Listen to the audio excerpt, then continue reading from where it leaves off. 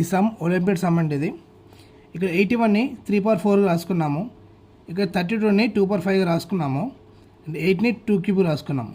ఇక్కడ మనం 2 ఫార్మ్స్ ఉపయోగించాలి. a/m whole power n is equal to a/m into formula m into n formula ఒకటి ఉంటుంది. 1/a/nని a/-nకి రాసుకోవాలి.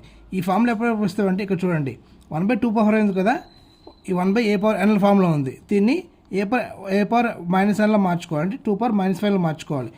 సో ఇక్కడ a/m ఇంటూ హోల్/n ఫార్ములా ఉంది. సో a/m ఇంటూ n, ఇక్కడ 4 క్యాన్సిల్ అయిపోతుంది. అదేవిధంగా 5 క్యాన్సిల్ అయిపోతుంది. ఇక్కడ 3 క్యాన్సిల్ అయిపోతుంది. ఇక్కడ ఏముంది, ఇక్కడ ఇది ఈ ఫార్ములా ఉంది. ఇక్కడ ఇది -1 హోల్/-1 +1 అవుతుంది.